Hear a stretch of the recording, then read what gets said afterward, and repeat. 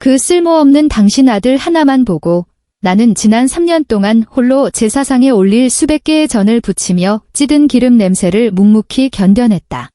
당신들은 내가 그 알량한 집안의 재산이나 노리고 기생하는 벌레인 줄 알았겠지? 현관문 비밀번호를 바꾸고 내 옷가지를 복도에 내동댕이 치면 저 가짜 임신배를 부르고 온 국장 딸년이나 새며느리로 드릴 수 있을 줄 알았나? 어머님, 당신이 그토록 자랑스러워하는 가업이라는 게 사실은 우리 친정엄마가 굴리는 재단에서 손가락 사이로 흘려보낸 부스러기에 불과하다는 걸 곧 알게 되실 겁니다. 그 400억 원의 브릿지론 내가 걷어드릴 테니까. 어머님, 길거리에 나앉을 준비는 되셨습니까? 본격적인 이야기에 앞서 좋아요를 눌러주시고 지금 어디서 듣고 계신지 댓글로 남겨주세요. 반갑게 인사드리겠습니다. 자, 이제 이야기 시작하겠습니다.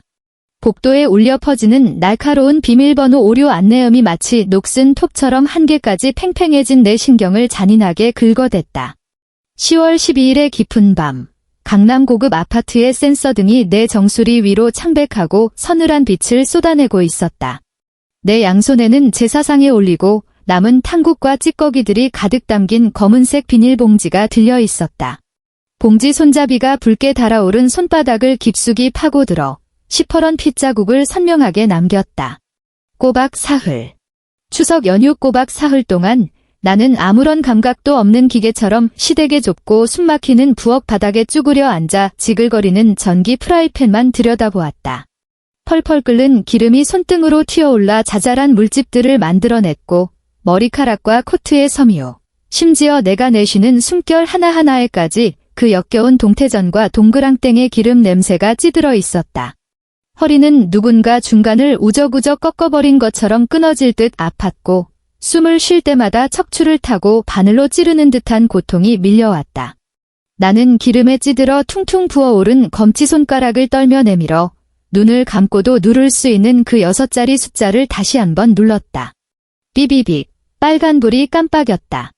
비밀번호가 틀렸다는 안내음이었다. 나는 그 자리에 우뚝 얼어붙었다.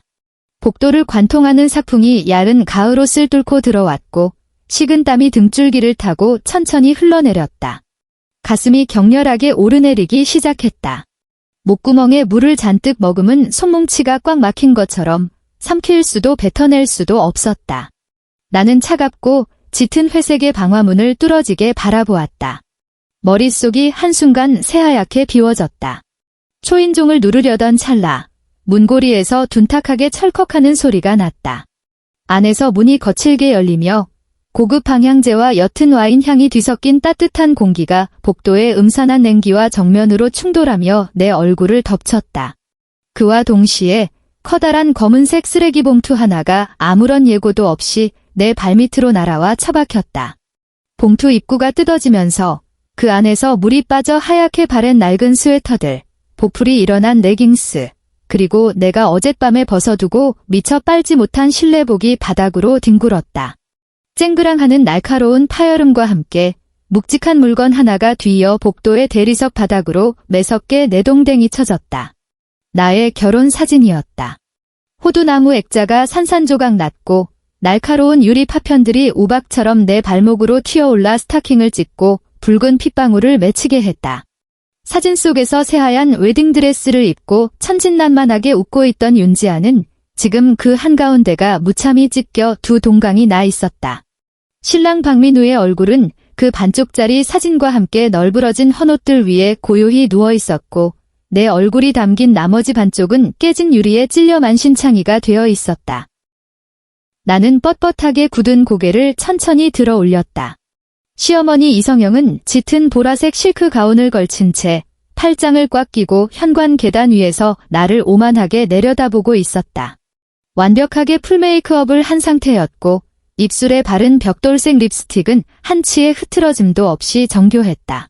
눈가에 깊게 파인 주름 사이사이에는 숨길 생각조차 없는 경멸과 혐오가 가득 차 있었다. 그 기름때 낀 더러운 손으로 우리 집 문고리 만질 생각 마라. 이 그녀의 목소리는 얼음물에 담금질한 칼날처럼 차가웠고 내뱉는 글자 하나하나가 내 심장을 정확히 후벼 팠다. 내 입술이 통제력을 잃고 파르르 떨렸고 이빨이 딱딱 부딪히는 소리가 났다. 입안에서는 순식간에 비릿한 피 맛이 맴돌았다. 나는 어떻게든 목소리를 쥐어짜 내려 했지만 목구멍이 찢어질 듯 건조했다. 어머님 대체 이러시는 이유가 뭡니까? 추석 제사가 이제 막 끝났고 저는 물 한 모금조차 마시지 못했는데 누가 네 애미야? 이성영이 앙칼지게 언성을 높였다. 찢어질 듯한 쇳소리가 텅 빈 복도를 울리며 내 고막을 마비시켰다. 그녀는 마치 썩어 문드러진 쓰레기 더미를 보듯 혐오스럽게 미간을 찌푸렸다. 어디서 들러붙어? 소름 끼치게. 윤지야, 너도 이제 그 알량한 연극 좀 그만할 때 되지 않았니? 지난 3년 동안 우리 박씨 집안이 너 먹여주고 재워주며 거둬준 것만 해도 감지덕지인 줄 알아야지. 친정뼈대가 어찌 되는지 근본도 알 수 없고 시집 올 때 혼수 하나 챙겨오지 못한 깡통 찬년을 이만큼 참아줬으면 할 도리는 다 한 거다. 그녀가 앞으로 한 발짝 다가섰다. 수십만 원짜리 명품 슬리퍼가 내 낡은 스웨터를 짓밟았다. 그녀의 눈동자에는 탐욕과 잔인한 빛이 번뜩였다. 우리 민우가 이제 곧 기획부 최 국장 딸이랑 약혼할 거다. 유라는 뼈대 있는 집안의 진짜 교수야. 교양은 말할 것도 없고 혼수로 가져오는 게 무려 청담동 전셋집이라고. 청담동. 넌 부엌대기처럼 쭈그려 앉아 싸구려 생선전이나 부치는 것 말고 우리 민우한테 해준 게 뭐가 있지? 당장 꺼져. 이혼 서류에 도장 찍고. 위자료는 단 한 푼도 받을 생각 마라. 너 같은 년은 맨몸으로 쫓겨나는 것만으로도 황송한 줄 알아야지. 청담동 전셋집. 기획부 최 국장의 딸. 그 단어들이 마치 육중한 쇠망치가 되어 내 뒤통수를 무자비하게 내리치는 것 같았다. 눈앞에 번쩍하고 불꽃이 튀었다. 나는 간신히 서 있는 자세를 유지하기 위해 고통이 느껴질 때까지 아랫입술을 꽉 깨물었다. 내 시선은 시어머니의 어깨 너머 거실 깊숙한 곳을 향했다. 박민우가 그곳에 서 있었다. 그는 내가 지난달에 신용카드 할부로 사준 연회색 캐시미어 니트를 입고 얼음이 가득 담긴 차가운 물 한 잔을 손에 들고 있었다. 거실의 크리스탈 샹들리에가 그의 머리 위로 부드러운 빛을 쏟아내고 있었지만 이리저리 시선을 피하는 그의 비겁한 얼굴까지 밝혀주진 못했다. 그는 고개를 푹 숙인 채 거실 바닥의 무늬만 뚫어지게 쳐다볼 뿐 감히 나와 눈을 마주치지 못했다. 유리잔 겉면에 맺힌 물방울이 그의 손가락 사이를 타고 흘러내려 최고급 카페트 위로 떨어졌다. 그는 마른 침을 삼키며 목젖을 크게 한 번 움직이더니 천천히 손을 들어 얼음물을 크게 한 모금 마셨다. 잔 안에서 얼음이 부딪히며 달그락거리는 경쾌한 소리가 났고 이 숨막히는 대치 상황 속에서 그 소리는 소름 끼치도록 이질적이었다. 지아야 마침내 그가 입을 열었다. 그의 목소리에는 역겨울 정도의 무기력함과 마치 적선이라도 하는 듯한 위선적인 다정함이 배어 있었다. 어머니 말씀이 맞아. 이건 다 우리 집안의 체면을 위해서고 회사 사업이 한 단계 더 도약하기 위해서야. 너 그냥 서류에 도장 찍어줘라. 우리 좋게 헤어지자. 험한 꼴 보이지 말고. 너도 알잖아. 나 요즘 회사에 들어올 400억 원짜리 투자건 때문에 머리가 터질 것 같은 거 내가 좀 이해해주라. 마지막으로 나 한 번만 도와준다 생각하고, 이해. 도와달라고. 나는 지난 3년간 내 모든 것을 바쳐 사랑했고 그를 위해 내 진짜 배경을 숨긴 채 앞치마를 두르고 국을 끓였던 남자를 바라보았다. 갑자기 위장이 뒤틀리며 구역질이 치밀어 올랐다. 3년 전 역시 바람이 차갑던 가을밤이었다. 그는 내 손을 꼭 쥐고 한강변에 서서 코끝이 빨갛게 얼어붙은 채로 바보처럼 웃고 있었다. 그는 내 네 번째 손가락에 싸구려 은반지를 끼워주며 하늘에 맹세하듯 말했다. 지아야, 나 지금은 가진 게 쥐뿔도 없지만 내 평생 내 눈에서 눈물 한 방울 안 흘리게 할게. 내가 내 바람막이가 되어줄 테니까 우리 남 눈치 보지 말고 우리만의 작고 따뜻한 집을 만들자. 그런데 지금은 어떤가? 그는 제 어미 등 뒤에 숨어 얼음물을 들이켜며 세상에서 가장 평온한 목소리로 나를 벼랑 끝으로 밀어넣고 있었다. 그는 심지어 내가 이 집에서 짐승처럼 쫓겨나는 것이 자신을 향한 마지막 도움이라고 굳게 믿고 있었다. 나는 내가 울 줄 알았다.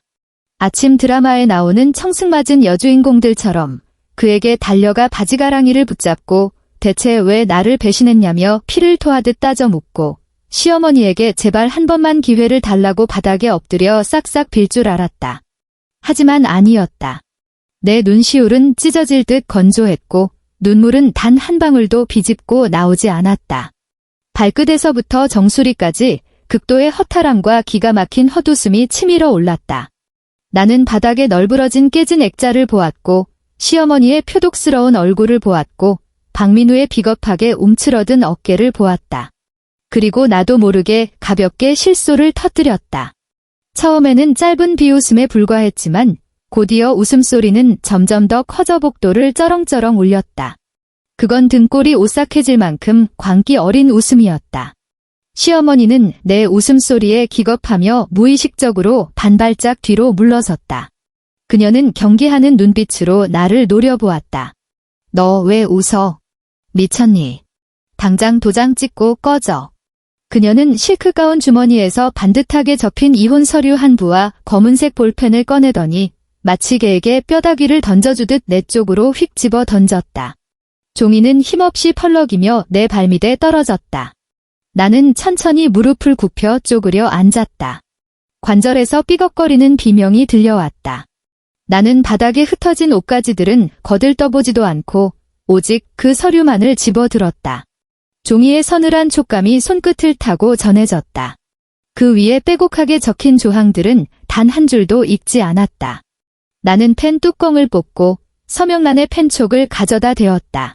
내 손은 놀라울 정도로 미동조차 없었다. 나 자신조차 섬뜩할 정도로 침착했다. 윤지아. 나는 한 글자 한 글자 내 이름을 꾹꾹 눌러 썼다. 펜촉이 종이를 찢을 듯이 파고들어 뒷면에 깊은 자국을 남겼다. 그러고 나서 가방을 뒤져 내 개인 도장을 꺼낸 뒤 이름 옆에 체중을 실어 강하게 찍어내렸다. 창백한 종이 위로 선명하게 찍힌 붉은 인주 자국은 마치 말라붙은 핏자국처럼 섬뜩하게 빛났다. 나는 자리에서 일어나 그 이혼 서류를 시어머니의 가슴팍에 탁 하고 쳐서 안겨주었다. 그녀는 얼떨결에 서류를 받아 들었고 내가 이렇게 순순히 물러날 줄 몰랐다는 듯 당혹스러운 기색이 눈동자를 스쳤다. 당신들 반드시 후회하게 될 거야. 나는 그녀의 눈을 똑바로 응시하며 말했다. 내 목소리는 스쳐 지나가는 바람처럼 가벼웠지만 그 안에는 결코 뒤집을 수 없는 빙하 같은 냉기가 서려 있었다. 나는 박민우 쪽은 단 한 번도 돌아보지 않은 채 미련 없이 돌아서서 엘리베이터를 향해 걸어갔다. 바닥에 떨어진 내 물건은 단 하나도 챙기지 않았다.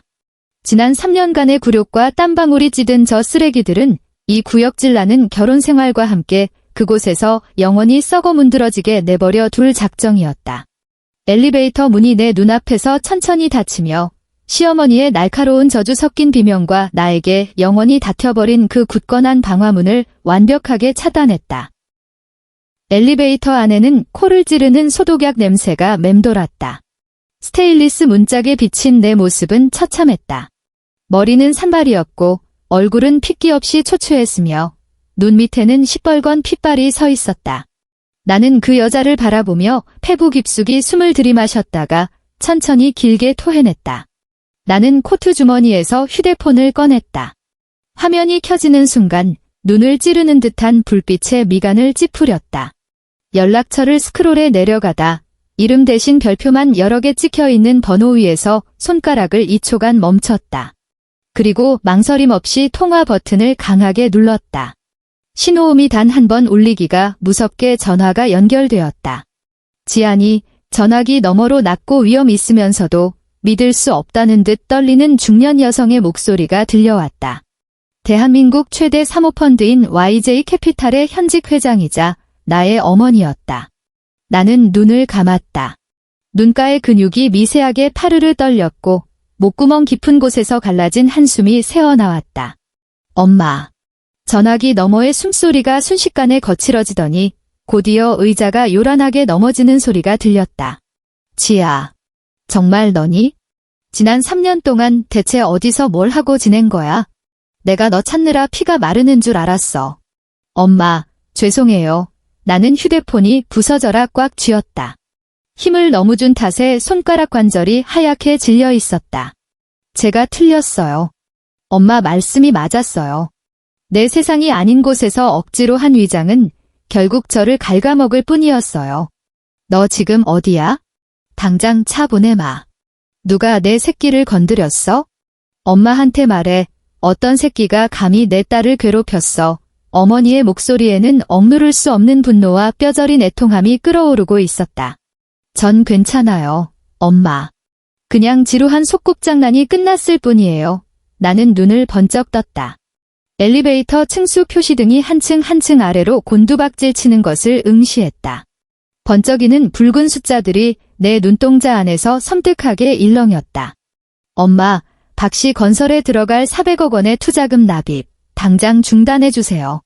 그쪽 자금주를 전면 동결하고 기존에 승인됐던 대출금도 전부 회수해버리세요.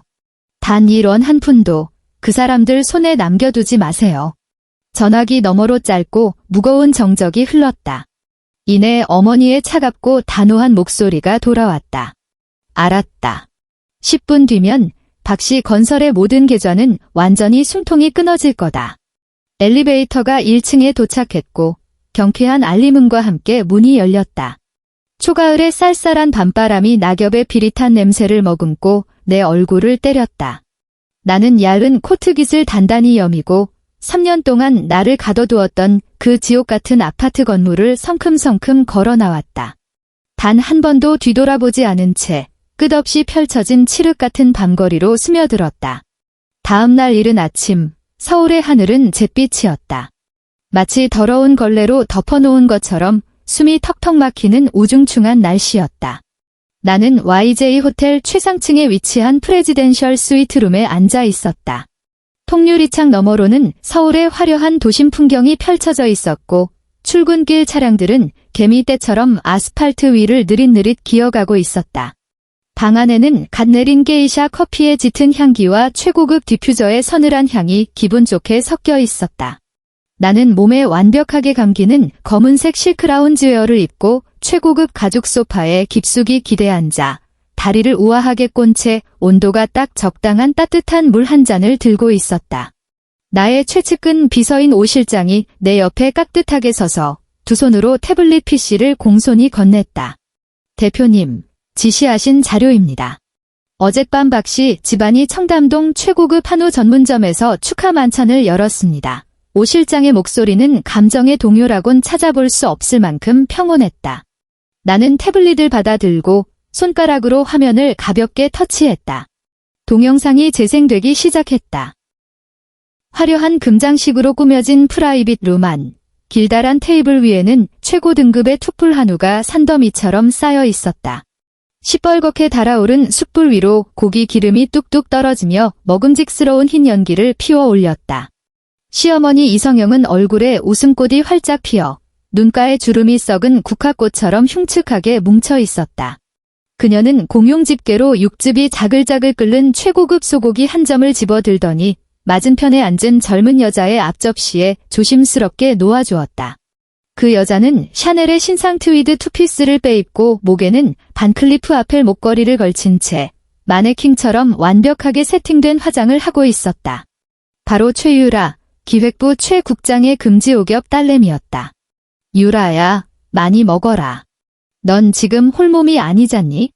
우리 박씨 집안에 귀한 금손주를 품고 있는데 절대 굶으면 안 되지. 이성영의 목소리는 구역질이 날 정도로 압으로 가득 차 있었다. 그녀는 심지어 직접 따뜻한 보리차 한 잔을 따라 최유라의 손가락 끝에 대령하기까지 했다. 그 청담동 전셋집 말이다. 사돈어른께서는 언제쯤 계약 절차를 마무리할 수 있다고 하시더냐? 우리 민우가 요즘 회사 자금 융통이 조금 빡빡해서 말이다. 그 전세 보증금으로 급한 불만 살짝 끄면 최유라가 입을 가리고 호호 웃음을 터뜨렸다. 그녀의 눈동자에는 쉽사리 들키지 않을 교활한 빛이 번쩍였다. 어머님, 걱정 마세요. 우리 아빠가 저랑 민우 오빠 혼인신고만 마치면 자금은 바로 쏴주신다고 했어요. 그리고 어차피 민우 오빠, 이번에 YJ 캐피탈에서 400억 원이나 투자받기로 했잖아요. 그깟 전세 보증금 정도야 푼돈이죠, 뭐. 최유라 옆에 앉아있던 박민우가 그 말을 듣고는 즉시 허리를 꼿꼿하게 세우며 오만방자한 웃음을 지어 보였다. 그는 와인잔을 들어 올리며 붉게 상기된 얼굴로 거들먹거렸다. 그럼요, 어머니. 우리 유라가 제 복덩이 아닙니까? 그 재수 없는 년이 집구석에서 나가자마자 YJ 캐피탈 결제가 바로 떨어졌잖아요. 이 돈만 입금되면 우리 박씨 건설은 단숨에 업계 텐텐 안에 진입하는 겁니다. 자, 유라야, 우리의 찬란한 미래를 위하여. 건배. 화면 속에서 자기들끼리 화기애애하게 낄낄거리는 그 역겨운 촌극을 보고 있자니 가슴속에 차갑고 거대한 돌덩이가 콱 박히는 것 같았다. 문득 작년 추석이 떠올랐다. 시어머니가 콕 집어 말한 방앗간에서 직접 짠 참기름을 사오지 못했다는 이유로 나는 억수같이 쏟아지는 폭우 속으로 쫓겨나 다시 참기름을 구하러 다녀야 했다. 머리부터 발끝까지 쫄딱 젖어 사시나무 떨듯 집으로 돌아왔을 때 그 인간들은 식탁에 둘러앉아 김이 모락모락 나는 갈비찜을 뜯고 있었다. 내 몫의 밥그릇은커녕 따뜻한 국물 한 숟가락조차 남겨두지 않았다. 나는 묵묵히 부엌으로 들어가 싱크대에서 찬물을 틀어놓고 어젯밤 먹다 남은 쉰 깍두기 몇 조각을 삼키며 허기를 달래야 했다. 그때 박민우는 어디 있었던가? 그는 푹신한 소파에 늘어져 텔레비전 예능 프로그램을 보며 배를 잡고 낄낄거리고 있었다. 단 한 번도 부엌 쪽으로 고개를 돌리지 않은 채 나는 숨을 깊게 들이마시고는 태블릿을 대리석 테이블 위로 툭 던졌다. 유리 액정과 대리석이 부딪히며 둔탁하고 서늘한 소리가 났다. 오 실장의 목소리는 꽁꽁 얼어붙은 겨울 호수처럼 차가웠다. 네, 대표님. 최유라 뱃속에 있다는 그 애 확인해봤어요?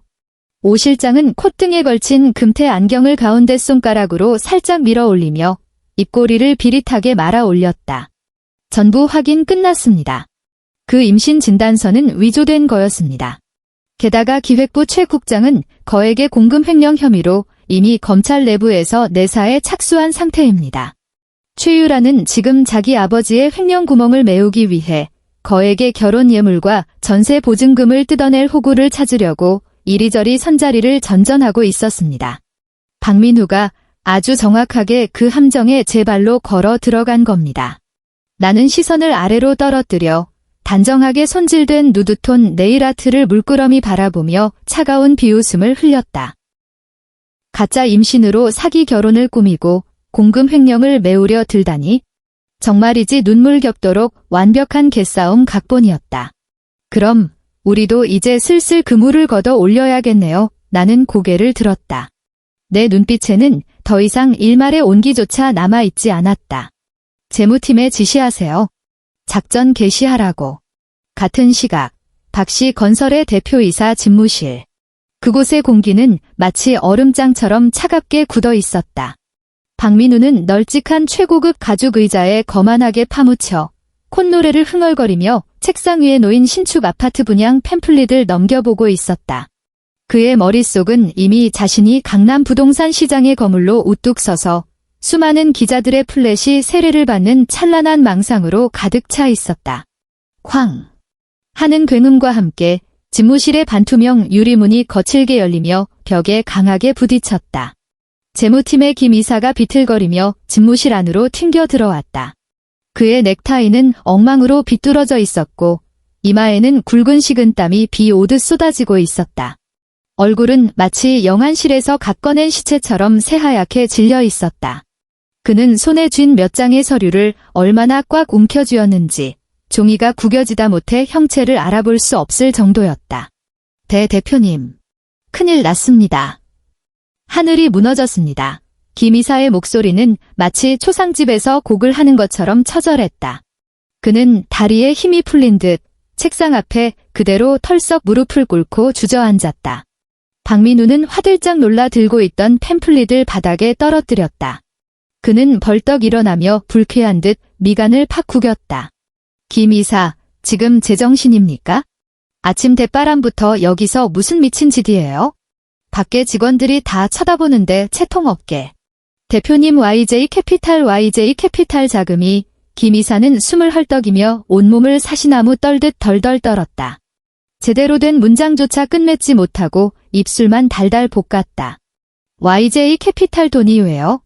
어제 오후에 우리 법인 계좌로 다 꽂힌 거 아닙니까? 박민우의 가슴속에서 불길한 예감이 독사처럼 다리를 틀기 시작했다.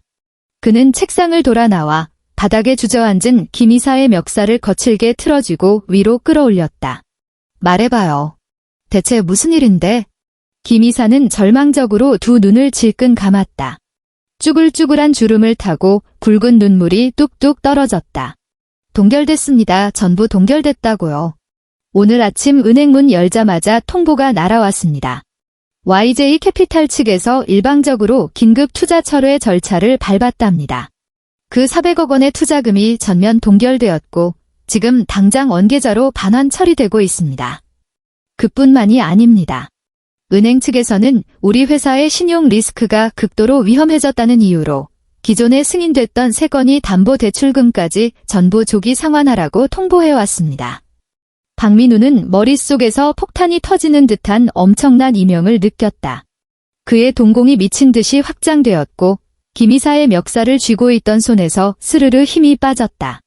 그는 비틀거리며 두어 발짝 뒷걸음질 치다 사장 의자의 등을 세게 부딪혔다. 뭐라고요? 투자 철회, 대출금 회수. 말도 안 되는 소리 하지 마. 계약서에 도장까지 다 찍었는데 걔네들이 무슨 배짱으로 일방적 계약 파기를 해. 박민우는 마치 덫에 걸린 들짐승처럼 집무실 안에서 미친 듯이 포효했다. 당장 YJ 캐피탈 담당자한테 연락해. 대체 무슨 착오가 생긴 건지 당장 따져 물으라고. 은행 전산 오류 아니야? 그래, 100% 전산 오류일 거야. 김 이사는 바닥에 완전히 엎어진 채 절망에 빠져 고개를 가로저었다. 연락이 안 됩니다. 모든 번호가 차단당했습니다. 대표님, 우리가 하청업체 3곳에 끊어준 자재 대금 어미 오늘 오전에 전부 부도 처리되었습니다. 지금 1층 로비에는 돈 내놓으라고 쳐들어온 십장들로 아수라장입니다. 오늘 당장 돈 안 내놓으면 회사 때려 부수겠다고 난리도 아닙니다. 부도. 그 4글자가 마치 시뻘겋게 달아오른 인두처럼 박민우의 심장을 지저댔다. 대한민국의 비즈니스 바닥에서 어음이 부도났다는 것은 신용이 완전히 파탄났음을 의미했고 회사가 곧바로 파산 및 청산 절차에 돌입한다는 뜻이었다. 그는 온몸에 오한이 들었고 두 다리는 납덩이를 매단 것처럼 무거웠다.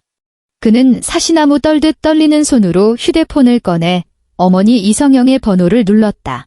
같은 시각 이성영은 자신이 가장 자랑스러워하는 최고급 밍크코트를 걸치고 한정판 에르메스 버킨백을 팔뚝에 낀 채 KB은행 강남지점의 VIP 라운지 한가운데 서 있었다. 너희 지점장 어디 있어? 당장 지점장 튀어나오라고 해. 이성영의 날카로운 쇳소리가 은행 전체를 쩌렁쩌렁 울렸고 업무를 보던 다른 고객들의 시선이 일제히 그녀에게 쏠렸다. 새빨간 매니큐어를 칠한 그녀의 손가락이 창구의 방탄유리를 신경질적으로 쾅쾅 두드렸다. 두껍게 파운데이션을 발라놓은 얼굴은 극도의 분노로 기괴하게 일그러져 있었다. 너희들 내가 누군지 알아? 나 박씨 건설 대표이사 어미 되는 사람이야. 너희 은행 돌았어? 대체 무슨 권리로 우리 회사 계좌를 동결시켜? 그게 어떤 돈인데? YJ 캐피탈 돈이라고. 이 돈줄 막혀서 우리 회사 대형 프로젝트 엎어지면 너희 같은 말단 직원들이 그 손에 다 물어낼 수 있을 줄 알아? 창구 안에 앉아있던 젊은 여직원은 얼굴이 하얗게 질렸지만 애써 침착함을 유지하며 매뉴얼대로 설명했다. 사모님, 정말 죄송합니다만 이것은 YJ 캐피탈 측에서 법적 효력을 갖추고 발송한 긴급 자금 회수 명령입니다. 저희 은행은 그저 법적 절차에 따라 계좌 동결을 집행했을 뿐입니다. 자세한 사항은 YJ 캐피탈 측에 직접 문의는 무슨 얼어 죽을 놈의 문의야. 내깎게 뭔데 나한테 이래라 저래라 가르치려 들어. 이성영은 완전히 이성을 잃고 폭주했다. 그녀는 창구 위에 놓인 플라스틱 팸플릿 거치대를 획 집어 들더니 유리를 향해 미친 듯이 집어 던졌다. 플라스틱 거치대가 박살나며 파편이 사방으로 튀었다. 주변에 있던 고객들이 수군거리기 시작했고 몇몇은 이미 휴대폰을 꺼내 들고 난동을 부리는 이성영을 촬영하고 있었다. 저 아줌마 미쳤나봐. 여기가 은행이지 자기 안방이야? 옷은 번지르르하게 입어놓고 하는 짓은 완전 시장통 진상 할매네. 찍어. 당장 네이트판에 올려버려. 제목은 강남 한복판 은행 진상녀 어때? 주변에 조롱 섞인 수군거림을 들은 이성영의 얼굴은 불그락푸르락 달아올랐다.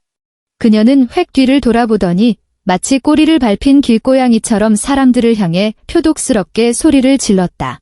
뭘 쳐다봐. 이 거지 같은 것들이. 한 번만 더 찍으면 휴대폰 다 박살 내버릴 줄 알아. 바로 그때 체격이 건장한 은행 청원경찰 2명이 굳은 표정으로 다가왔다. 그들은 양쪽에서 이성영의 팔짱을 강하게 낚아챘다. 사모님, 심각한 영업방해로 간주하겠습니다. 당장 나가주시죠. 안 그러면 경찰 부르겠습니다. 이거 놔. 이 천박한 것들이. 어디 그 더러운 손으로 내 에르메스를 만져. 당장 놓으라고. 이성영은 발버둥을 치며 미친 듯이 발길질을 해댔다. 그 과정에서 수천만 원짜리 밍크코트가 반쯤 벗겨졌고 그 안쪽에 받쳐 입고 있던 촌스러운 꽃무늬 내복이 적나라하게 드러났다. 그녀는 머리가 산발이 된 채 미친 여자처럼 발버둥 치며 청원 경찰들에 의해 강제로 은행 출입문 쪽으로 질질 끌려갔다. 발버둥 치는 와중에 그녀의 명품 하이힐 한 짝이 훌렁 벗겨지더니 대리석 바닥 한가운데를 대굴대굴 굴러갔다. 자동문이 스르륵 열리며 그녀는 마치 길거리에 쓰레기 봉투가 버려지듯 늦가을의 사풍이 몰아치는 차가운 아스팔트 위로 처참하게 내동댕이 쳐졌다. 사흘 뒤 서울의 날씨는 급격히 곤두박질 쳤다. 잿빛 먹구름이 마천루의 유리 외벽을 짓누르고 있어 당장이라도 얼음장 같은 폭우를 쏟아낼 것만 같았다. 박씨 건설은 철저하게 마비 상태에 빠졌다. 법인 계좌는 꽁꽁 얼어붙었고 법원에서 날아온 소환장들이 눈송이처럼 대표이사 집무실로 쏟아져 들어왔다. 박민우는 그 사흘 동안 10년은 늙어버린 듯했다. 퀭하게 파인 눈두덩이, 턱 밑까지 지저분하게 자라난 푸르스름한 수염 자국, 구김살투성이가 된 최고급 맞춤 정장에서는 지독한 담배 찌든 내와 쉰내가 진동했다. 그는 사방팔방으로 뛰어다니며 손이 발이 되도록 빌었고 끌어모을 수 있는 인맥은 죄다 동원했다. 심지어 호형호재하던 은행장들 앞에서 무릎까지 꿇었지만 돌아오는 것은 싸늘한 문전 박대뿐이었다. YJ 캐피탈의 배후에 있는 진짜 회장님이 엄포를 놓으셨네. 박씨 건설의 단돈 1원이라도 융통해주는 놈은 YJ 캐피탈과 척을 지는 거라고 말이야. 이것이 그가 얻어낸 가장 절망적인 대답이었다. 오늘은 채권단 회의가 열리는 날이었다. 회의 장소는 YJ 캐피탈 본사 사옥의 최상층 대회의실로 지정되었다. 박민우와 이성영은 상갓집 개처럼 널찍하고 서늘한 회의실 구석에 잔뜩 웅크리고 있었다. 이성영은 예전에 그 기고만장하던 기세를 완전히 잃어버렸다. 그녀는 칙칙하고 낡은 외투를 걸친 채 머리는 대충 뒤로 질끈 묶고 있었다. 흑빛으로 변한 얼굴을 하고서 두 손을 죽어라 쥐어짜듯 깍지 낀 탓에 손톱이 살갗을 깊숙이 파고들고 있었다. 길다란 오크 무늬목 회의 테이블 양옆으로는 굳은 표정의 채권단과 은행 측 대표들이 빽빽하게 앉아 있었다. 숨막힐 듯 억눌린 공기가 회의실을 짓누르는 가운데 아무도 입을 열지 않았다. 그저 간간히 서류를 넘기는 바스락 소리와 억눌린 기침 소리만이 맴돌았다. 박민우는 양손을 무릎 위에 올려둔 채 덜덜 떨고 있었다. 그는 쉴 새 없이 마른 침을 삼키며 굳게 닫힌 육중한 검은색 양문형 원목 문만 공포에 질린 눈으로 뚫어지게 쳐다보았다. 그는 속으로 미친 듯이 기도했다. 그 베일에 쌓인 YJ 캐피탈 회장이 제발 자비를 베풀어 아주 작은 숨구멍 하나라도 남겨주기를. 시간 다 되었습니다. 상석 바로 옆에 앉아있던 수석 변호사가 손목시계를 확인하며 차갑게 선언했다. 바로 그 순간 회의실 밖에서 일사불란하고 묵직한 발걸음 소리가 들려왔다. 쾅! 육중한 원목문이 2명의 검은 양복 경호원에 의해 바깥쪽에서 거칠게 열렸다. 회의실 안의 공기가 순식간에 진공 상태로 빨려나간 듯했다. 체격이 건장하고 무전기 이어폰을 낀 경호원 10명이 줄지어 들어오더니 신속하게 회의실 양옆으로 도열했다. 그 뒤를 이어 서류 가방을 든 정장 차림의 고급 변호사들이 모습을 드러냈다. 그리고 마침내 무리의 호의를 받으며 훤칠한 실루엣 하나가 천천히 회의실 안으로 걸어 들어왔다. 그녀는 몸에 완벽하게 밀착되는 검은색 오트쿠티르 정장을 입고 그 안에는 순백의 실크 셔츠를 받쳐 입고 있었다. 셔츠 깃이 살짝 풀어져 있어 서늘한 쇄골이 드러났다. 발에는 10cm짜리 붉은 밑창 하이힐을 신고 있었는데 걸음을 내디딜 때마다 대리석 바닥과 부딪히며 마치 사신이 울리는 조종처럼 또각 하는 날카로운 소리를 냈다. 그녀의 머리카락은 단정하게 뒤로 틀어 올려져 있었고 얼굴에는 극도로 공격적인 쿨톤 메이크업이 칠해져 있었다. 한치의 온기조차 없는 그 눈동자가 회의실 안의 사람들을 하나하나 차갑게 훑어내렸다. 마치 도사를 기다리는 개미 떼를 내려다보는 듯한 시선이었다. 박민우는 그 얼굴을 똑똑히 확인한 순간 동공이 찢어질 듯 수축했고 심장이 보이지 않는 거대한 손에 의해 무참히 짓눌려 터져버리는 것 같았다. 그의 호흡이 완전히 멎어버렸고 뇌리 깊은 곳에서 날카로운 이명이 찢어질 듯 울렸다. 이성영 역시 눈을 희번덕거리며 눈알이 튀어나올 듯 경악했다. 마치 지옥 밑바닥에서 기어 올라온 악귀라도 마주한 표정이었다. 그녀의 입술이 미친 듯이 파르르 떨리더니 두 다리에 힘이 풀려 그대로 의자에서 미끄러져 내렸다. 쿵소리와 함께 그녀는 차가운 바닥에 주저앉고 말았다. 내가 지성영은 사시나무 떨듯 떨리는 손가락을 뻗어 회의실 상석에 선 여자를 가리켰다. 목구멍에서는 구멍난 풀무처럼 씩씩거리는 쉰 소리가 새어나왔다. 박민우는 세상이 빙글빙글 도는 것 같았다. 그는 양손으로 회의 테이블 모서리를 죽어라 부여잡고서야 간신히 바닥으로 엎어지는 것을 면했다. 그의 입술이 달달 떨리며 모기 소리만큼 희미한 중얼거림을 토해냈다. 지아야. 무례하게 굴지 마십시오. 여자 곁에 서 있던 수석 변호사가 쾅 하고 테이블을 내리치며 우레와 같은 호통을 쳐 회의실을 울렸다. 박민우는 화들짝 놀라 어깨를 움츠렸다. 호칭에 주의하십시오. 이분은 저희 YJ 캐피탈의 유일한 후계자이자 현직 집행대표이신 윤지아 대표님이십니다. 회의실 안에는 죽은 듯한 정막이 내려앉았다. 나는 상석 앞에 서서 고개를 살짝 숙인 채 널찍한 오크 테이블 너머로 바닥에 주저앉은 이성영과 사시나무 떨듯 떠는 박민우를 차갑게 내려다보았다. 나는 천천히 오른손을 들어 올려 손가락 끝으로 왼손 소매 끝에 달린 차가운 빛을 발하는 플래티넘 커프스 버튼을 가볍게 만지작거렸다. 이내 내 손목이 멈췄다. 그 플래티넘 커프스 버튼이 회의실 천장 조명의 서늘한 빛을 받아 눈부신 성광을 굴절시켰고 그 빛은 핏기 하나 없는 박민우의 뺨을 날카롭게 스치고 지나갔다. 회의실 안은 쥐죽은 듯 고요했고 오직 중앙 난방기 송풍구에서 흘러나오는 미세한 웅웅거림과 바닥에 널브러진 이성영이 물 밖으로 내동댕이 쳐진 물고기처럼 헐떡거리는 흉한 숨소리만이 들려왔다. 공기 중에는 최고급 우디 향수 냄새가 맴돌고 있었지만 지금 이 순간 나는 박민우의 몸에서 풍겨오는 역겨운 악취를 선명하게 맡을 수 있었다. 숙취와 식은땀, 그리고 극도의 공포가 뒤엉킨 시큼한 냄새였다. 왜 그러십니까, 어머님? 나는 상체를 살짝 숙여 넓은 오크 테이블 위로 양손을 짚고서 바닥에 엎어진 이성영을 오만하게 내려다보았다. 내 목소리는 무척이나 가벼웠다. 마치 일상적인 안부를 묻는 듯 가벼웠지만 텅 빈 회의실 안에서는 소름 끼치는 메아리가 되어 울려 퍼졌다. 바닥이 찰 텐데요. 강남 최고급 아파트에 깔린 수입산 카펫만 밟고 사시던 분이 이 딱딱한 대리석 바닥에 주저앉으셨다간 그 고귀한 무릎이라도 상하실까 걱정입니다. 이성영의 눈동자가 격렬하게 요동쳤다. 두껍게 파운데이션을 발라놓은 그녀의 얼굴은 극도의 충격으로 흉측하게 일그러져 있었다. 그녀는 입을 뻐끔거리며 내 이름을 부르려 했지만 목구멍에서는 컥컥거리는 기괴한 소리만 새어나올 뿐이었다. 툭하면 나에게 삿대질을 해대고 핏물 뚝뚝 떨어지는 동태를 맨손으로 씻게 만들었던 그녀의 두 손은 지금 대리석 바닥의 틈새를 죽어라 파고들고 있었다. 얼마나 힘을 주었는지 손톱 주변이 창백한 잿빛으로 변해 있었다.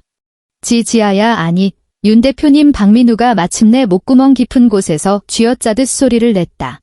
그의 두 다리가 삶은 국수 가락처럼 푹 꺾이더니 쿵 소리와 함께 그가 회의 테이블 옆으로 무릎을 꿇고 엎어졌다. 그는 테이블 모서리에 매달리듯 손을 꽉 쥐었고 손가락 관절이 하얗게 붉어져 나왔다. 한때는 그토록 잘생겨 보였던 그의 얼굴 위로 눈물과 콧물이 통제불능으로 범벅되어 흘러내렸다. 이건 다 오해야, 지아야. 내 말 좀 들어봐. 내가 YJ 캐피탈의 사람인 줄은 꿈에도 몰랐어. 오 실장, 나는 허리를 꼿꼿이 펴며 더 이상 그를 쳐다보지도 않은 채 차갑게 세 글자만 내뱉었다. 네, 대표님. 중내 등 뒤에 서 있던 오 실장이 한 걸음 앞으로 나서더니 손에 들고 있던 두툼한 서류 봉투를 박민우 앞에 테이블 위로 쾅 하고 내리쳤다. 누런 서류 봉투의 입구가 벌어지면서 두꺼운 문서들과 사진, 은행 거래 내역서들이 눈송이처럼 쏟아져 나와 덜덜 떨리는 박민우의 손끝 앞에 정확히 멈춰섰다. 나는 손 닿는 곳에 놓여있던 얼음 띄운 생수잔을 집어 들었다. 유리잔 벽에 얼음이 부딪히며 달그락거리는 경쾌한 소리가 울렸다. 나는 물을 가볍게 한 모금 머금었다. 뼛속까지 시린 액체가 식도를 타고 흘러내리며 내 마음속에 남아있던 마지막 한 가닥의 일렁임마저 깨끗하게 진화시켜버렸다. 똑똑히 보시죠. 박 대표의. 나는 의자 등받이에 기대어 앉아 얼음장 같은 눈빛으로 그를 쏘아보았다. 당신네 박씨, 집안이 나 같은 재수 없는 년을 쫓아내려고 길을 쓰고 모셔온 그 대단하신 최 국장님의 따님이 대체 어떤 물건인지 말입니다. 박민우는 덜덜 떨리는 손을 뻗어 맨 위에 놓인 서류 한 장을 집어들었다. 서울대학교 병원의 진료 기록부였다. 그의 손 안에서 종이가 바스락거리며 날카로운 소리를 냈다. 그의 두 눈은 붉은색 형광펜으로 칠해진 한 줄의 문구에 못 박혀 있었다. 그 순간 나는 그의 눈가 근육이 10여 차례나 미친 듯이 경련하는 것을 똑똑히 목격했다. 그의 동공은 마치 끔찍한 괴물이라도 마주한 것처럼 찢어질 듯 수축했다. 가짜 임신. 그는 더듬거리며 그 단어를 입에 올렸고 목소리는 날카롭게 찢어져 쇳소리가 났다. 99.99% 비임신이라는 증명서가 바로 당신 손에 들려있지. 나는 차갑게 비웃음을 흘렸다. 최유라는 임신을 하지 않았을 뿐더러 그 대단하신 기획부 국장 아버지라는 작자도 곧 교도소 밥을 먹게 될 겁니다. 다음 장을 넘겨봐. 최 국장이 공금 150억 원을 횡령했다는 고발장 사본이야. 검찰에서 오늘 아침 정식으로 구속 수사로 전환했어. 당신들이 그토록 목을 매던 그 청담동 전셋집은 물론이고 최 씨 집안의 모든 재산은 이미 법원에 의해 전면 압류 조치되었어. 이성영은 전셋집과 압류라는 단어를 듣자마자 벼락이라도 맞은 것처럼 바닥에서 번쩍 고개를 쳐들었다. 그녀는 네 발 짐승처럼 박민우 곁으로 기어가더니 그 서류들을 획 낚아챘다. 빼곡하게 찍힌 은행 거래 내역과 최유라가 강남의 대형 클럽에서 돈을 물쓰듯 탕진하고 심지어 제3금융권 사채까지 끌어다 쓴 기록들을 확인한 순간 그녀는 마치 바람 빠진 풍선처럼 그 자리에서 풀썩 주저앉아 버렸다. 나는 철저하게 무너져 내린 모자의 꼴을 바라보았다. 머릿속으로 불현듯 작년 겨울의 어느 오후가 스쳐 지나갔다. 눈이 펑펑 쏟아지던 그날 이성영은 어디서 구했는지 모를 시커먼 한약 봉지를 잔뜩 들고 와서는 아들을 낳는 비방이라며 내게 억지로 들이밀었다. 비린내가 진동할 만큼 쓴 데다 펄펄 끓는 약물이 내 혀를 대었고 나는 구역질을 참지 못해 헛구역질을 해댔다. 이성영은 내 뒤통수를 후려갈기며 대가 끊어질 쓸모없는 년이라고 악담을 퍼부었다. 그리고 그때 박민우는 노이즈 캔슬링 헤드폰을 뒤집어 쓴 채 소파에 누워 모바일 게임만 쳐다보며 단 한 번도 고개를 돌리지 않았다. 그런데 지금 그들은 가짜 임신의 빚더미까지 짊어진 사기꾼년 하나 때문에 제 손으로 밥그릇을 박살 내버린 꼴이었다. 경호팀. 나는 얼음물 잔을 내려놓았다. 쥐 죽은 듯 고요한 회의실 안에서 내 목소리는 소름 끼치도록 선명하게 울렸다. 이 외부인 2명, 내 건물에서 끌어내세요. 덩치가 산만한 검은 양복의 경호원 2명이 즉각 다가오더니 마치 병아리를 낚아채듯 양쪽에서 박민우와 이성영의 팔을 거칠게 잡아 끌었다. 지아야, 이러면 안 돼. 내가 내 남편이잖아. 우리 아직 이혼 숙려 기간도 안 끝났어. 박민우는 미친 사람처럼 격렬하게 발버둥 쳤다. 그의 구두가 매끄러운 대리석 바닥 위에서 헛돌며 끼기익 하는 소름 끼치는 마찰음을 냈다. 윤 대표님. 내가 잘못했다. 애미가 죽을 죄를 지었어. 한 번만 용서해다오. 당장 그 짐승만도 못한 년을 쫓아낼 테니까. 이성영은 머리가 산발이 된 채 짐승처럼 울부짖었다. 눈물이 두꺼운 파운데이션을 씻어내리며 얼굴 위에 탁한 흙탕물 자국을 줄줄이 남겼다. 나는 그들의 처절한 비명을 무시한 채 몸을 돌려 회의실 뒤편에 마련된 VIP 전용 엘리베이터로 향했다.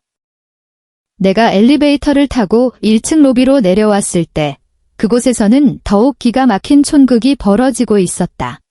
YJ 캐피탈 본사 로비의 회전문 밖으로는 서울의 가을비가 추적추적 내리고 있었다. 로비 한가운데서는 샤넬 신상 투피스를 쫙 빼입고 한정판 핑크색 명품백을 든 최유라가 안내 데스크 여직원을 향해 기고만장하게 소리를 빽빽 지르고 있었다. 너희들 내가 누군지 알아? 나 박씨 건설밀의 안주인 될 사람이야. 내 약혼자가 지금 위에서 회의 중인데 무슨 권리로 날 못 올라가게 막는 거야? 우리 아빠 계좌가 동결돼서 당장 민우 오빠한테 돈 받아서 빵꾸 메워야 한다고. 내 일 그르치면 너희들이 다 책임질 거야? 바로 그 순간 로비 측면에 있는 직원용 엘리베이터가 띵소리와 함께 열렸다. 박민우와 이성영이 보안 요원들에 의해 쓰레기 봉투처럼 거칠게 내동댕이 쳐졌다. 두 사람은 비틀거리며 번쩍거리는 로비 대리석 바닥 위로 철퍼덕 엎어졌다. 최유라는 어리둥절한 표정으로 굳어버렸다. 흙먼지를 뒤집어 쓴 채 만신창이가 된 박민우와 무표정한 보안 요원들을 번갈아 보더니 하이힐을 또각거리며 재빨리 다가갔다. 민우 오빠, 꼴이 왜 이래? 마침 잘 됐다. 당장 나한테 5천만 원만 쏴줘. 우리 아빠 쪽에 일이 좀 생겨서 사채업자들이 나 찾고 난리도 아니야. 이 천하의 샹년아. 박민우가 입을 떼기도 전에 바닥에 엎어져 있던 이성영이 갑자기 발정난 짐승처럼 튀어올랐다. 그녀의 두 눈은 시뻘겋게 충혈되어 핏발이 징그럽게 터져 있었고 목구멍에서는 찢어질 듯한 괴성을 내지르며 최유라를 향해 그대로 돌진했다. 깍! 최유라가 비명을 질렀다. 이성영은 최유라가 공들여 세팅한 굵은 웨이브 머리채를 무자비하게 틀어쥐었다. 얼마나 힘을 주었는지 두피에서 피가 배어난 머리카락이 한 움큼이나 뜯겨나갔다. 새빨간 매니큐어를 칠한 그녀의 손톱이 완벽하게 화장한 최유라의 얼굴을 향해 매섭게 날아들었다. 손톱이 피부를 파고들며 순식간에 세 줄기의 깊은 핏자국이 그어졌다. 이 사기꾼 년아. 전셋집 하나 못 해오는 깡통 찬 거지 같은 년. 내년이 우리 집 돈을 다 빼먹고 YJ 회장님 심기까지 거스르게 만들어. 대가 끊어질 짐승만도 못한 년. 오늘 내가 널 찢어 죽일 거야. 이성영은 최유라의 몸통 위에 올라타 양손으로 쉴 새 없이 따귀를 올려붙였다. 짝짝하는 매서운 파열음이 로비 전체를 쩌렁쩌렁 울렸다. 최유라는 처음에는 넋이 나가 얻어맞기만 했지만 이내 정신을 차렸다. YJ 회장 심기를 거슬렀다는 말과 깡통 찬 거지라는 단어를 듣자마자 박씨 집안이 완전히 빈털터리가 되었다는 사실을 본능적으로 직감했다. 이 늙은 미친년이 어디서 손찌검이야. 너희 박씨 집안 이제 개털 다 된 거 아니야. 최유라는 악을 쓰며 손에 잡히는 묵직한 핑크색 명품백을 치켜들었다. 그러고는 말리려고 다가오던 박민우의 머리통을 향해 가방 밑바닥에 단단한 금속 장식을 무자비하게 내리찍었다. 퍽! 금속 장식이 박민우의 이마를 강타하자 시뻘건 피가 왈칵 솟구치며 콧대를 타고 입술 사이로 흘러내렸다. 쓸모없는 등신 새끼. 400억 하나 못 지키는 주제에 나랑 결혼을 해? 꿈도 야무지다. 이 미친 새끼야. 최유라는 가방으로 박민우를 미친 듯이 후려갈기면서 뾰족한 하이힐 굽으로 이성영의 배를 사정없이 걷어찼다. 로비에 있던 직원들과 방문객들은 경악을 금치 못했다. 사람들이 순식간에 몰려들었고 수십 대의 스마트폰이 일제히 위로 치켜 올려졌다. 카메라 플래시가 마치 폭우 속의 번개처럼 쉴 새 없이 터졌다. 어머, 저 사람 박씨 건설 대표랑 그 엄마 아니야? 저 여자는 기획부 최 국장 딸이라던데 가짜 임신으로 사기 결혼하려 했다며. 빨리 찍어. 당장 네이트판에 올려버려. 오늘 무조건 실시간 검색어 1위다. 행인들의 수군거림과 경멸 어린 시선이 날카로운 칼날처럼 그들에게 남은 마지막 한 줌의 알량한 자존심마저 난도질했다. 나는 VIP 통로의 짙은 그림자 속에 서서 그 개싸움 촌극을 차갑게 관망했다. 이내 선글라스를 끼고 경호원들의 호의를 받으며 정문을 나섰다. 검은색 마이바흐 한 대가 빛 속에 조용히 대기하고 있었다. 운전기사가 거대한 검은 우산을 펼쳐들고 내게 차 문을 열어주었다. 내가 차에 올라타려던 찰나 온몸이 흠뻑 젖고 이마에서 피를 뚝뚝 흘리는 시커먼 형체 하나가 경호원들의 저지선을 뚫고 튀어나와 내 차의 보닛 위로 몸을 던졌다. 지아야. 지아야, 제발 부탁이야. 박민우였다. 그의 정장은 흙탕물과 빗물에 절어 피부에 찰싹 달라붙어 있었다. 그는 마이바흐 보닛 앞에 무릎을 꿇고 양손으로 라디에이터 그릴을 죽어라 부여잡았다. 빗물과 피가 뒤섞여 그의 턱을 타고 뚝뚝 떨어졌다. 그는 돌연손을 번쩍 치켜들더니 자신의 뺨을 향해 미친 듯이 따귀를 올려붙이기 시작했다. 짝짝하는 파열음이 빗소리를 뚫고 처절하게 울려 퍼졌다. 스스로 뺨을 후려칠 때마다 얼굴은 붉게 부어올랐고 입꼬리에서는 끈적한 피가 터져나왔다. 내가 잘못했어. 내가 죽일 놈이야. 엄마 말을 듣는 게 아니었는데, 널 협박해서 이혼 도장 찍게 하는 게 아니었는데. 지아야, 차라리 날 때려. 날 욕해. 제발 한 번만 선처해줘. 박씨 건설만은 살려줘. 우리 아버지가 평생을 바친 피땀이라고. 그는 스스로 뺨을 치며 통곡했다. 척추가 뽑혀나간 상갓집 개처럼 비참한 꼴이었다. 나는 안락하고 호화로운 뒷좌석에 앉아 방탄유리 너머로 극도의 공포와 절망에 일그러진 그의 얼굴을 똑똑히 지켜보았다. 언젠가 한 번 이처럼 비가 쏟아지던 날이 있었다. 우산이 없던 나는 지하철역 입구에서 꼬박 2시간을 떨며 그를 기다렸다. 뒤늦게 차를 몰고 나타난 그는 미안하다는 말 한마디 없이 조수석에 천연 가죽 시트가 젖는다며 짜증을 냈고 가는 내내 나를 향해 온갖 비아냥을 쏟아냈었다. 나는 버튼을 눌렀다. 창문 유리가 3분의 1쯤 천천히 내려갔다. 얼음장 같은 빗줄기가 사풍에 섞여 순식간에 차 안으로 들이쳤다. 박민우는 창문이 내려가는 것을 보자마자 두 눈에 광기 어린 환희의 빛을 띄었다. 그는 허겁지겁 창문 쪽으로 기어와 차창을 부여잡았다. 지아야, 나 용서해주는 거지, 그렇지? 내 마음속에 아직 내 자리가 남아있을 줄 알았어.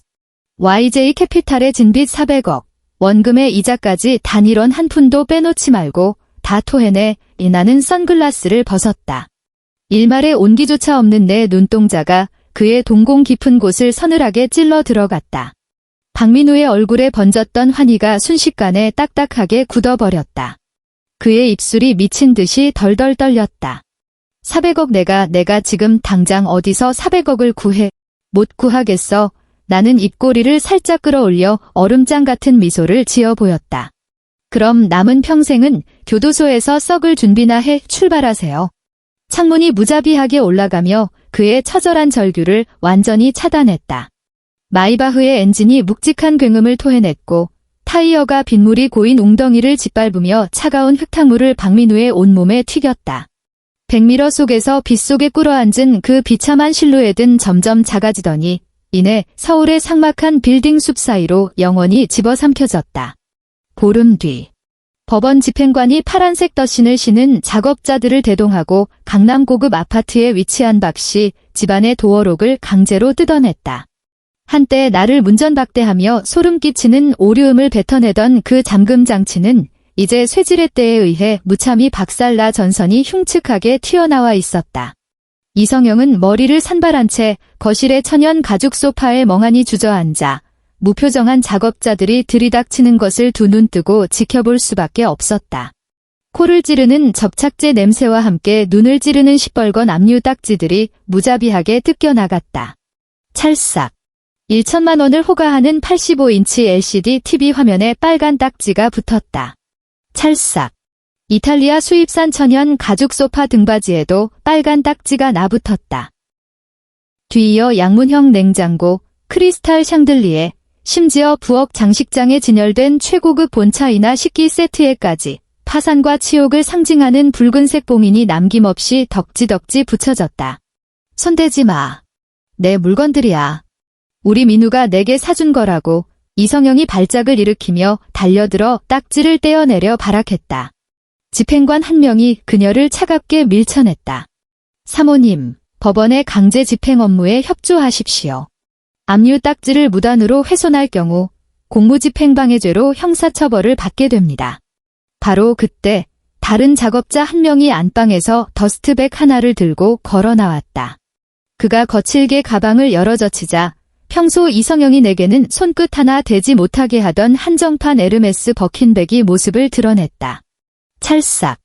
핏빛처럼 붉은 딱지 하나가 가방 정면의 백금 버클 위로 한 치의 오차도 없이 들러붙었다. 내 가방. 내 에르메스. 이성영이 되지 멱다는 듯한 처절한 비명을 내지르더니 눈을 까뒤집고는 작업자들의 발자국으로 엉망이 된 카페트 위로 뻣뻣하게 기절해버렸다. 같은 시각 서울중앙지방검찰청 조사실. 박민우는 쭈글쭈글한 미결 수용 수의를 입고 양손에는 차갑고 묵직한 수갑을 찬 상태였다. 서늘한 표정의 검사 2명이 그를 취조실로 압송했다. 피의자 박민우. 귀하는 상업어음 위조, 300억 원에 달하는 공금 횡령, 그리고 YJ 캐피탈을 상대로 한 중대한 특경가법상 사기 혐의를 받고 있습니다. 검사가 두툼한 수사기록처를 철제 책상 위로 쾅 소리가 나게 내리쳤다. 증거는 차고 넘치니 남은 여생은 청송교도소에서 뼈저리게 반성하며 보내시죠. 수갑의 쇠사슬이 짤랑거리며 쇳소리를 냈다. 박민우는 고개를 푹 숙인 채 떼국물이 줄줄 흐르는 자신의 발끝만 뚫어지게 쳐다보았다. 탁한 눈물이 얼음장 같은 시멘트 바닥 위로 뚝뚝 떨어졌다. 그는 직감했다. 자신의 인생은 완벽하게 끝장났다는 것을. 서울의 겨울은 유난히 일찍 찾아왔다. 뼛속까지 시린 사풍이 진눈깨비를 머금고 좁고 헐어빠진 달동네 골목을 휩쓸었다. 이곳은 서울에서 가장 낙후된 빈민촌으로 공기 중에는 하수구에서 역류하는 시궁창 냄새와 푹 쉬어버린 김치 썩는 내가 영원히 가시지 않는 곳이었다. 이성영은 어디선가 주워온 너덜너덜한 손바지를 껴입고 녹이 슬대로 쓴 리어카를 힘겹게 끌고 있었다. 리어카 위에는 그녀가 온종일 쓰레기통을 뒤져 모은 폐지 조각과 빈 소주병이 산더미처럼 쌓여 있었다. 그녀의 두 손은 동창에 걸려 퉁퉁 부어오른 찐빵처럼 흉측했고 손톱 밑에는 시커먼 때가 잔뜩 끼어 있었다. 그녀는 굽은 허리로 리어카를 끌며 자신이 새들어 사는 반지하 단칸방을 향해 헐떡이며 걸음을 옮겼다. 햇빛 한 줌조차 들어오지 않는 음습한 구석방. 벽지에는 시퍼런 곰팡이가 흉측하게 피어 있었고 비가 오는 날이면 화장실 하수구에서 오물이 방 안으로 역류해 들어오는 그런 곳이었다. 그녀가 골목 어귀에 다다라 횡단보도를 건너려던 찰나 걸음이 우뚝 멈췄다. 왕복 8차선 도로 맞은편 번화가 건물에 붙어있던 거대한 LED 전광판이 갑자기 환하게 켜졌다. 눈을 찌르는 불빛이 겨울의 잿빛 장막을 뚫고 쏟아져 나와 모진 풍파와 검버섯으로 뒤덮인 이성영의 쭈글쭈글한 얼굴을 낱낱이 비추었다. 전광판 화면에서는 대한민국에서 가장 큰 영향력을 자랑하는 경제 대담 프로그램이 생방송으로 흘러나오고 있었다. 진행자가 경외심이 가득 찬 목소리로 소개 멘트를 올렸다. 오늘 저희는 대한민국 재계에서 가장 눈부시게 빛나는 혜성이자 YJ 캐피탈의 집행대표이시며 포브스 선정 아시아에서 가장 영향력 있는 차세대 여성 기업인에 당당히 이름을 올리신 윤지아 대표님을 모셨습니다. 카메라 앵글이 전환되었다. 나는 한치의 오차도 없이 재단된 순백의 오트쿠티르 정장을 입고 스튜디오의 가죽 소파에 우아하게 앉아 있었다. 머리카락은 단 한 올의 흐트러짐도 없었고 메이크업은 정교하면서도 서늘한 기품을 풍겼다. 나는 카메라 렌즈를 정면으로 응시하며 입꼬리를 살짝 끌어올려 여유롭고 당당하면서도 범접할 수 없이 오만한 미소를 지어 보였다. 윤 대표님, 최근 부실기업 몇 곳의 청산 절차를 아주 과감하고 단호하게 마무리 지으셨다고 들었습니다. 대표님께서 고수하시는 비즈니스 철학이 있다면 무엇인지요? 진행자가 깍듯하게 물었다. 나는 렌즈를 바라보았다. 깊고 고요한 심연처럼 평온한 눈빛이었다. 내 목소리는 청아하면서도 단단하게 광장 전체를 쩌렁쩌렁 울렸다. 제 철학은 아주 단순합니다. 아무런 가치도 없이 남의 피나 빨아먹는 기생충 같은 쓰레기들은 일말의 동정심도 없이 역사의 쓰레기통으로 쓸어버려야 합니다. 썩어 문드러진 살점은 뿌리째 도려내야만 비로소 새로운 생명을 틔울 수 있는 법이니까요. 광장의 대형 전광판이 눈부신 광채를 뿜어내며 내 얼굴을 거대하고 압도적으로 비추었다. 이성영은 사풍이 몰아치는 길바닥에 서서 넋이 나간 듯 고개를 쳐들고 화면 속에 그 눈부시고 아득하게 높은 여자를 올려다보았다. 그녀의 입술이 사시나무처럼 덜덜 떨렸다. 탁한 눈물이 깊게 파인 주름골을 타고 흘러내려 입안으로 스며들었다. 소금기 가득한 지독하게 쓴맛이었다. 뼛속까지 얼어붙게 만드는 매서운 칼바람이 몰아치자 동상에 걸린 그녀의 두 손은 더 이상 리어카 손잡이를 움켜쥐고 있을 힘조차 없었다. 우당탕탕. 리어카가 바닥으로 나뒹굴었고 싸구려 라면 한 봉지로 바꿀 요량으로 뼈 빠지게 주워 모았던 폐지 조각과 텅 빈 소주병들이 사방으로 쏟아져 내렸다. 빈 병들은 서울에 얼어붙은 아스팔트 위를 정처 없이 굴러다녔다. 지나가던 행인들은 코를 쥐어 틀어막으며 쉰내가 진동하는 늙은 노파를 피해 벌레 보듯 멀찍이 돌아갔다. 이성영은 쓰레기가 뒹구는 길바닥에 무릎을 꿇은 채 쉴 새 없이 울려대는 자동차 경적 소리와 사람들의 경멸 어린 시선 한가운데서 까맣게 동상 걸린 두 손에 얼굴을 파묻고 절망적인 오열을 터뜨렸다.